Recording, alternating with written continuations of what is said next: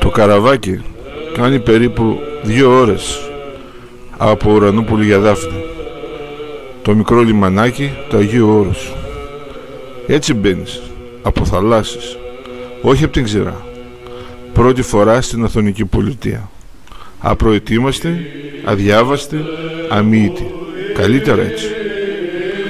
Το πλοιάριο ξεκίνησε αθόρυβα το ταξίδι του, γλιστρώντας στα ήρεμα νερά κάτω από τις μαλακές πράσινες πλαγιές. Ανάλαφρος τόπος, μοιάζει να μετεωρίζεται μεταξύ ουρανού και θάλασσας. Αίσθηση νησιού, μυρωδιά νησιού. Ανάμεσα στα δέντρα ξεπροβάλλουν κτίσματα, άλλα ερειπωμένα και άλλα εν ζωή, μοναστήρια και σκήτες, καστρόπυγροι και αρσανάδες, κελάκια και καλύβες της Μεσοβυζαντινής και της Ιστοροβυζαντινής περίοδου, αλλά και μερικά πιο σύγχρονα. Κιβωτός ιστορικής σημασίας, το Αγιώνυμον Όρος του Άθου, θεματοφύλακας παραδόσεων και πολιτισμού. Κι όμως δεν νιώθαμε να χαζεύουμε θησαυρούς σε μουσείο. Παλόταν η ζωή πίσω από τους μαντρότυχους. Σε λίγες ώρες θα γινόμασταν μάρτυρες της καθημερινότητας των μοναχών, έστω ψιγμάτων αυτής, και μετόχοι μιας άλλης ζωής στον ανάλαφρο τούτο τόπο με την χιλιόχρονη ιστορία.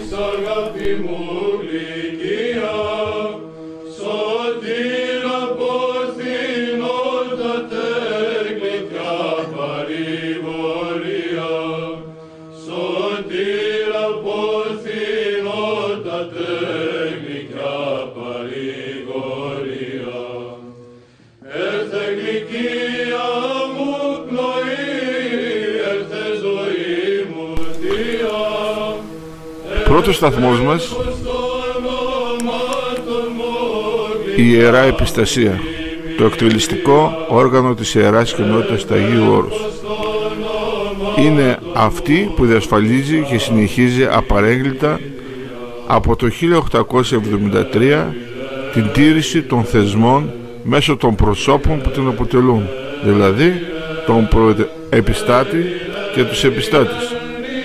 Οι οργανωτικές δομές και ο αυστηρός σεβασμός των αγιορείτικων καθεστώτων κατέλειασαν και καταλύουν τις οποιοσδήποτε περιστασιακές εκτροπές στους κανόνες του ασκητικού βίου και ενισχύουν πάντοτε τη δύναμη της αγιορείτικης παραδόσεως μέσα από τις δυνάμεις των ασκουμένων. Ιδιαίτερη τιμή που μας έκανε ο Άγιος Πρώτος να μας υποδεχτεί στην επίσκεψή μας αυτή στο Αγιώνυμο Όρος του Άθου.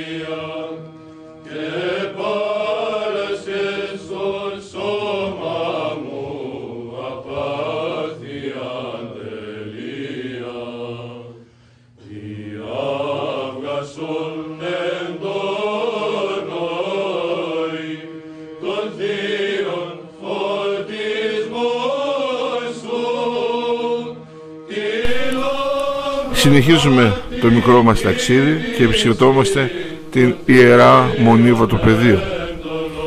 Σύμφωνα με την παράδοση, ιδρύθηκε το 400 μετά Χριστού από τον αυτοκράτορα Μέγα Θεοδόσιο. Μετά την καταστροφή και ερήμωσή της στις αρχές του 10ου αιώνα, ανακαινίστηκε από 3 νέους αριστοκράτες ανδρονοπολίτες κτήτορες, τον Νικόλαο, τον Αθανάσιο και τον Αντώνιο. Στην μακραίωνη πορεία της αναδείχθηκε ένα από τα μεγαλύτερα κέντρα της Ορθοδοξίας, βιώνοντας τον ησυχασμό και αναδεικνύοντας πλήθος Αγίων, παράλληλα δε επιτελώντας πλούσιο ιεραποστολικό έργο εντός και εκτός του ελλαδικού χώρου. Εξαιτίας της μεγάλης λειψανδρίας που σημειώθηκε στο Άγιο Όρος κατά τη δεκαετία του 1950 με 60, η Μονή περιήλθε σε μεγάλη παρακμή υλική και πνευματική. Το 1990 όμως, με απόφαση του Οικουμενικού Πατριαρχείου και της Ιεράς Κοινότητας του Αγίου Όρους, μετατράπηκε από ιδιόρυθμη σε κοινοβιακή. Εγκαταστάθηκε η συνοδεία του γέροντος Ιωσήφ από τη Νέα Σκήτη με 18 πατέρες. Ενθρονίστηκε πρώτος ηγούμενος ο ιερομόναχος Εφραίμ. Η αδερφότητα σήμερα αριθμεί περίπου 110 μοναχούς. Το Βατοπέδι αποτελεί το μεγαλύτερο οικοδομικό συγκρότημα του Αγίου Όρους. Το καθολικό, τιμόμενο στον Ευαγγελισμό της Θεοτόκου, κτίστηκε τον 10ο αιώνα και είναι το παλαιότερο γνωστό παράδειγμα ναού αγιορείτικου τύπου. Ο μοναδικός αγιορείτικος ναός με εντύχια βυζαντινά ψηφιδωτά.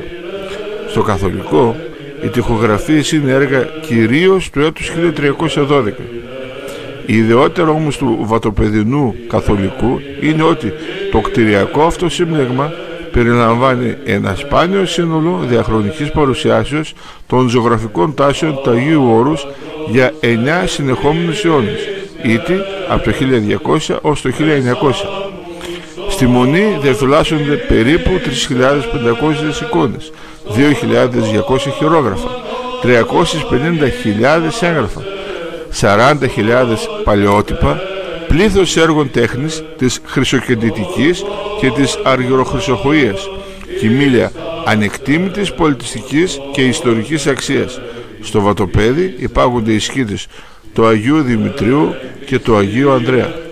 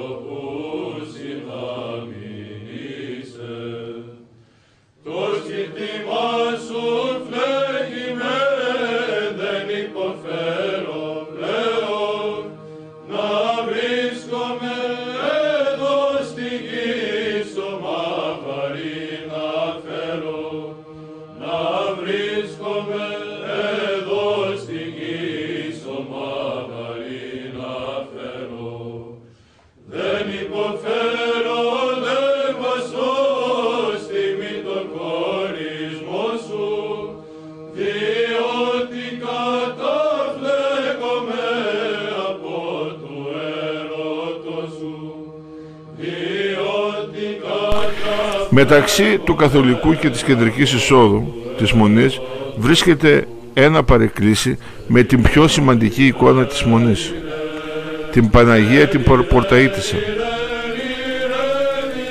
Ιστορικά, στην περίοδο της οικονομαχίας, όταν βασίλευε ο αυτοκράτορας Θεόφιλος τον 9ο αιώνα, ο οποίος στην Νίκαια της Τουρκίας ζούσε ο τότε κάτοχος της εικόνας, που αναγκάστηκε να την πετάξει στη θάλασσα για να σωθεί από την καταστροφή. Η εικόνα έπλευσε μέχρι τις ακτές του Αγίου Όρους, όπου την βρήκε ο Γεωργιανός ερημίτης μοναχός Γαβρίλ. Το 1004 μετά Χριστόν, μετά τον θάνατο του μοναχού, ο ηγούμενος της Μονής Ιβύρων μετέφερε την εικόνα στη Μονή για ασφάλεια και την τοποθέτησε στο ιερό του ναού.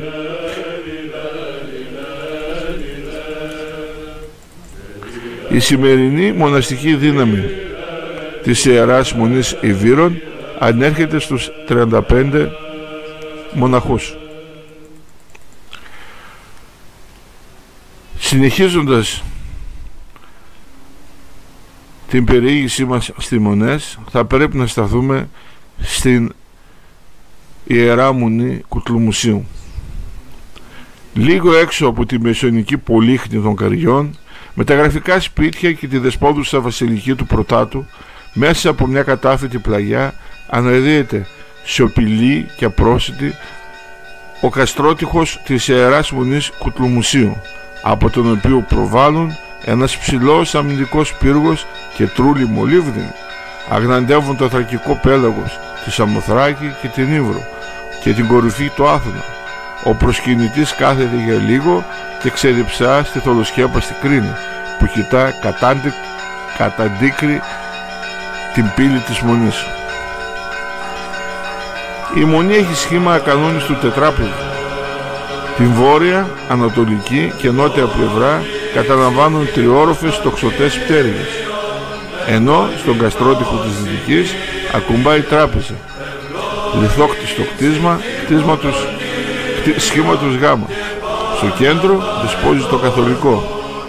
Κτίστηκε λίγο μετά το 1369 και αποτελεί δομική μεγέθυνση του αρχαιότερου και μικρότερου ναού. Παρουσιάζει για πρώτη φορά στο Άγιον Όρος τον εξελιγμένο τύπο του Αγιορείτικου Καθολικού. Σε σημείο περίβλεπτο της αυλής βρίσκεται η Θιάλη, μαρμάρινο οκτάγωνο κτίσμα με ανάκλυφα θωράκια, λευκούς σκίονες και μαρμάρινη στο κέντρο δεξαμενή, όπου τελείται ο αγιασμός των υδάτων. Είναι έργο του 1813, σπουδαίο γλύπτη από την Τίνο. Λίγο πιο πέρα, απέναντι από την πύλη του Καθολικού, βρίσκεται το γραφικό κτίριο της τράπεζας. Κτίστηκε το 1767 από τον Πατριάρχη Αλεξανδρίας Ματθαίο, στη θέση της παλαιότερης πτέρυγας που είχε καταστραφεί από φωτιά. Στο εσωτερικό του ναού κυριαρχεί ατμόσφαιρα μυσταγωγική. Η κομψότητα δένει με τη σοβαρότητα. Το μπαρόκ του ξυλόγλυπτου τέμπλου με τις κυματοειδείς ζώνες και την ολόγλυφη παλόμενη επιφάνεια, αλλά και οι ευστερές τοιχογραφίες της κριτικής σχολής που έγιναν το 1600 περίπου, ως και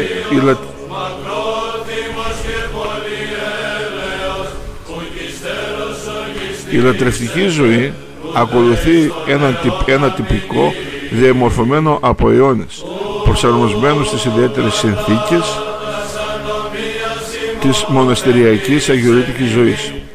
Προσκυνούμε την εικόνα της μεταμορφώσεως και κατόπιν την εικόνα της Παναγίας της Στυλιαρινής ή Γιάτρισσας. Είναι η εικόνα του 14ου αιώνα, θαυματουργός από το στυλάρι του Μαρμαρά. Εκεί βρισκόταν ένα μετόχι της Μονής. Στο προσαρτημένο παρεκκλήσι βρίσκεται η εφαίστεως εικόνα της Μονής, η φοβερά προστασία, φιλοτεχνημένη το 13ο ή 14ο αιώνα, όταν πειρατές έφτασαν με σκοπό να αλληλατήσουν το μοναστήρι. Η χάρη της το εξαφάνισε, και ενώ οι εμπαρωμένοι πατέρες άκουγαν το θόρυβο και τις φωνές έξω από το τείχη, έκπληκτοι αντιλήφθηκαν πως οι πειρατές έφυγαν άπρακτοι. Εδώ βρίσκεται και η Παναγία η Ελεούσα, από ένα αρχαίο μετόχι των Σέρων.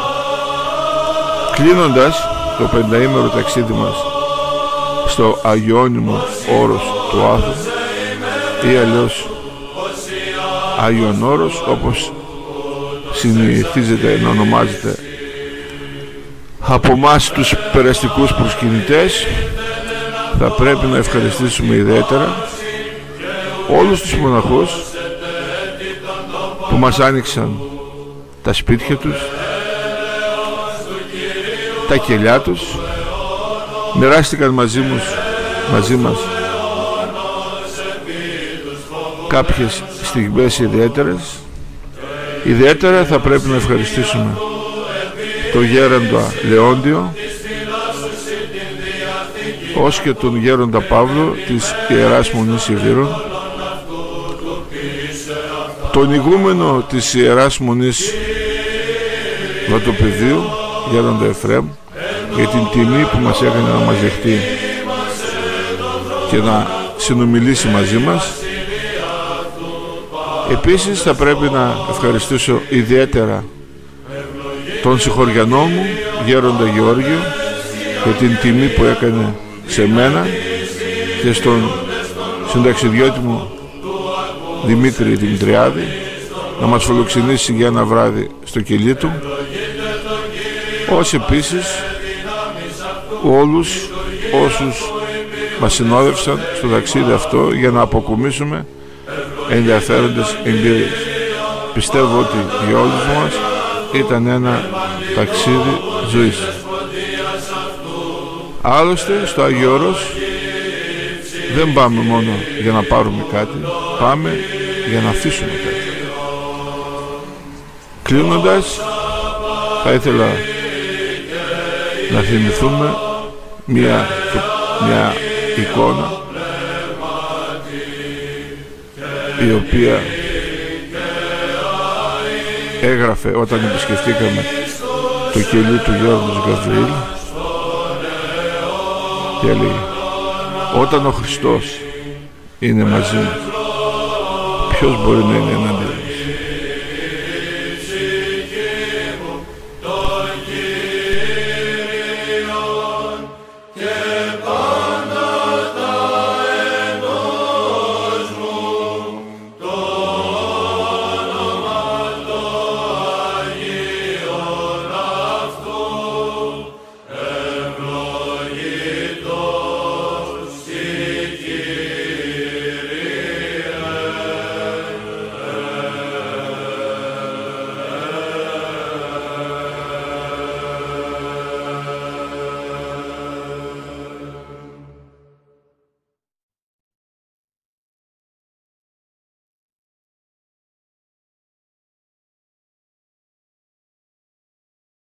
Εξομολογήστε το Κύριο διαγατός, αλληλούια, ότι στον αιώνα το έλεος αυτού, αλληλούια.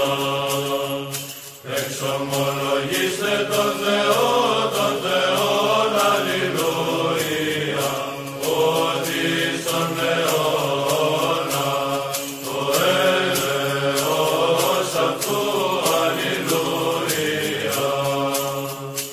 Εξομολογήστε τον Κύριον, αλληλούια, ότι στον αιώνα το έλεος αυτού, αλληλούια. Το ποιήσαν τη θαυμάσια μεγάλα μόνο, αλληλούια, ότι στον αιώνα το έλεος αυτού, αλληλούια. Το ποιήσαν τη τους ουρανούς εσύνεση, αλληλούια, ότι στον αιώνα το έλεος αυτού, αλληλούια. Το στερεώσαν την γην επί των υδάτων, αλληλούια, ότι στον αιώνα το έλεος αυτού, αλληλούια.